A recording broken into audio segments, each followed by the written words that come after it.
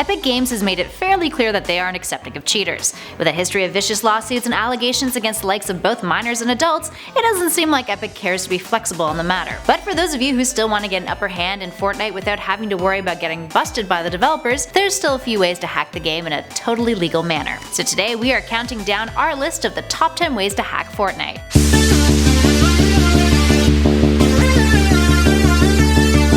And at number 10, getting to the ground. Jumping out of the battle bus and getting to the ground as soon as possible is key in ensuring that you'll have some sort of advantage right from the get-go. But one of the many issues some players have with the game is how your glider will always open when you get to a certain height, forcing you to drop down safely to the ground below. But some players have managed to find a hack around this. Your glider doesn't open over water, and some people have used this as a way to get closer to the ground at a quicker rate. Now the trick is to position yourself above a body of water, and then open up your glider with enough time to maneuver over to solid ground. Up next, number 9, pyramid power.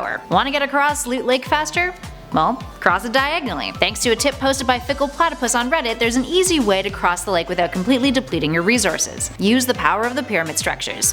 Check it out. There we go. Okay. Instead of doing this, way faster. Way faster and way better conservation of mats. Up next, number 8, keep your back to the storm. One of the ways players are eliminated easily from a match is when they aren't watching their backs. This is why many feel that the best locations to drop down to at the beginning of a match are along the coast. But when the storm pushes you inwards, the best way to ensure that you won't have anyone lurking behind you and tracking you down is to keep your back to the storm. As long as you have enough time to avoid getting sucked into the storm, skirt the edges of the circle, and it's likely that you'll even get a better view of targets that way. And at number 7, the easy way out. Are you playing Fortnite just for the bragging rights? Do you suck at first-person shooters but want to prove yourself to all your friends? Oh, maybe play a different game. But one suggestion kicking around on the interwebs for Fortnite is to do the opposite of what's instinctual in the game. Avoid killing people.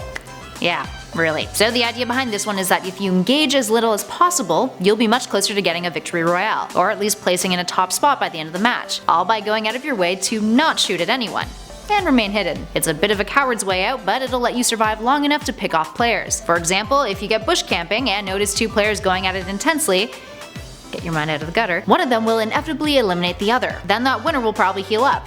That's when you make your move. And at number 6, get high. Literally. Height is key in Battle Royale, and if used correctly, it can not only be lethal, but it can also keep you safe. If you get yourself up on top of a high hill or a mountain, build yourself a little base only a few levels high, about 3, you'll get a solid vantage point of the surrounding area. And it'll also give you cover, protecting you from getting pushed down to your death too. And if anybody approaches you, you'll be able to hear them building up towards you. Not too shabby. Up next, number 5, a watery boost. Fire hydrants aren't just cosmetic friends. If you shoot off the top of a fire hydrant, it'll start blasting out water. Now, aside from being a super fun thing to do, you can also use that water blast to your advantage. Jump on top of it, and you'll get launched into the air, giving you a bit of a boost if you need a quick exit out of a messy situation, or just want to cover nearby ground at a faster pace. Up next, number 4, a softer landing. Speaking of being launched up into the air, if you ever find yourself in need of protecting yourself from a fall, there's a way to make sure that you don't end up falling to your death.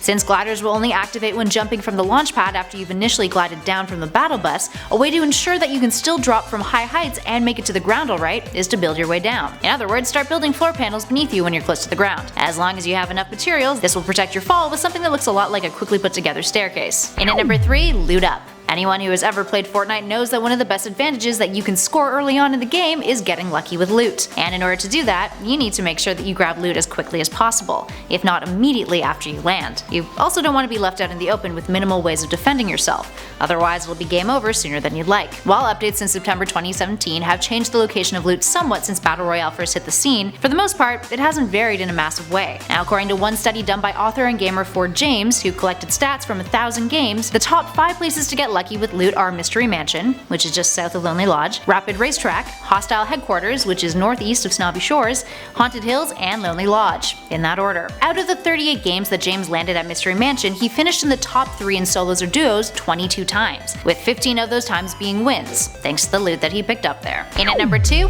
shopping carts. One of Fortnite's most recent additions is the shopping cart. Introduced May 30th of 2018, fans immediately dug them, and they were a super fun way to get around with a friend. But players found a way to take advantage of the carts though, by combining them with structures that essentially turn them into derailed amusement park rides. So this led to the carts being disabled on June 11th, then returning on June 14th, being removed again on the 16th, and then returning again on the 20th, only to be removed again 2 hours later.